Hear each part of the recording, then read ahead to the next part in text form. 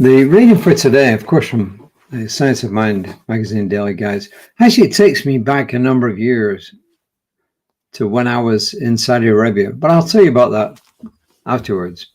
But as I read it, I just got these memories flashing back there. So what does it say? It says, "Oh my goodness." First quote is from a psalm, book of Psalms that everyone has heard of, Psalm 23. It's an extract from it. "Surely goodness and mercy shall follow me all the days of my life. Surely goodness and mercy shall follow me all the days of my life." So that was Psalm 23. It's actually verse 6. "And I shall dwell in the house of the Lord forever." That's the rest of that piece. And Ernest Holmes in This Thing Called You on page 13 says, "The barriers between you and your greater good are not barriers in themselves. They are things of thought. The barriers between you and your greater good are not barriers in themselves. They are things of thought." And this is Reverend David, who says, "For more than half his life, my partner worked in public health, even pounding the pavement on Capitol Hill to advocate for critical funding that most of us take for granted." He says, "Last fall, I had speaking engagements in Los Angeles and Las Vegas, and he was able to join me, taking calls as I drove our rental car through miles of desert. Sitting beside me, earbuds in, kept reacting to the work discussion with a strained, 'Oh my goodness, oh my goodness.' What crisis are they discussing now, I wondered. His words looped in my mind until something shifted. Looking out at the so-called barren wasteland, I caught myself judging it as lifeless. But as I repeated his phrase silently, more slowly, a natural pause emerged after the word my. Oh my goodness. That pause changed everything. I saw not desolation, but a vital ecosystem, alive, intricate, purposeful. My perception shifted from dismissal to reverence. This is our lifelong opportunity to pause, to perceive beyond conditions, to remember that goodness is always present, not as denial of suffering, but as an invitation to become the embodiment of wholeness in the midst of it. Oh my, there is goodness. Let us not forget it." So where did it take me back? Well, yeah, quite a number of years ago, when I was working in Saudi, I had several stints in Saudi Arabia when I was working for the Arabian and American Oil Company, and I went back a couple of times when I was with Shell. And one time we had traveled into the middle of the big desert there. The big desert in the center of Saudi Arabia is called the Ruba Khali, which means the empty quarter. And we were down there visiting drilling rigs. I forget why we'd gone. It's part of some project anyway. And they had an encampment there where they stayed. They had the drilling rigs and all the rest of it. And then they had an encampment.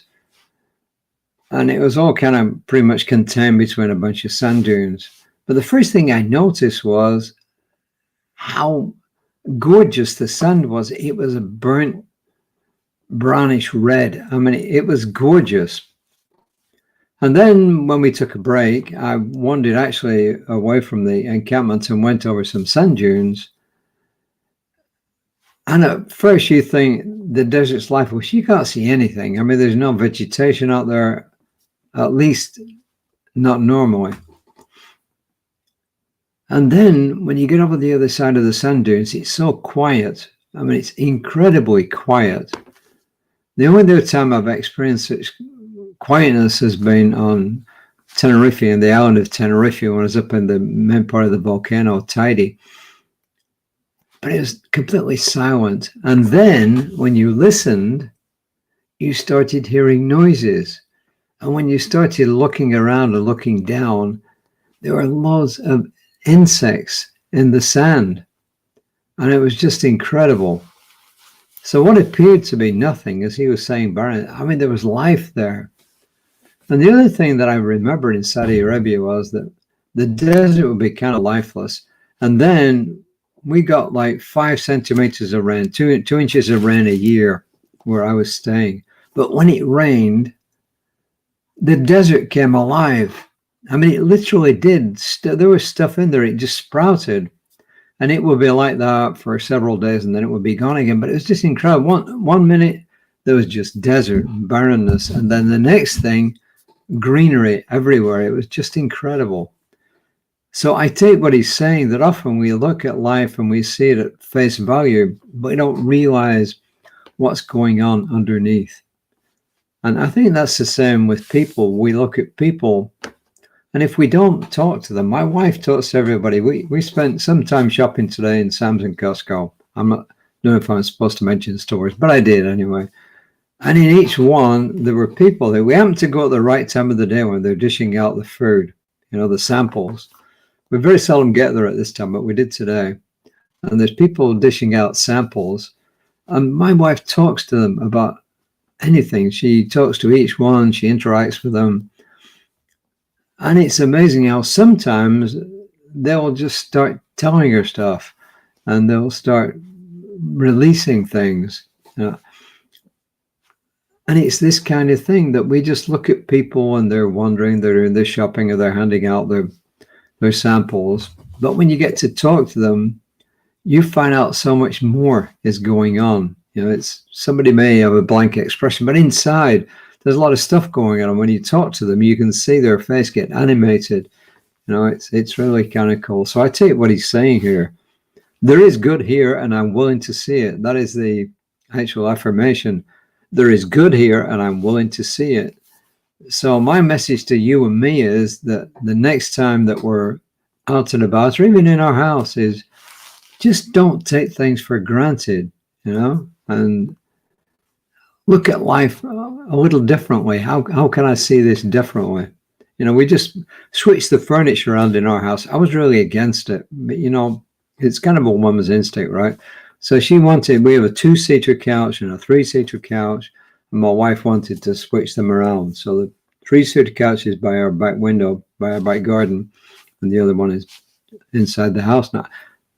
But when it changed the whole atmosphere of the house, and it looks really good and it feels good. So don't take things for granted. And most of all, do not take yourself for granted. You are a worthy, worthwhile person.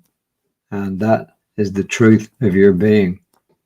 The light of God surrounds us. The love of God enfolds us. The power of God protects us. The presence of God watches over us. Everywhere we are, God is, and all is well.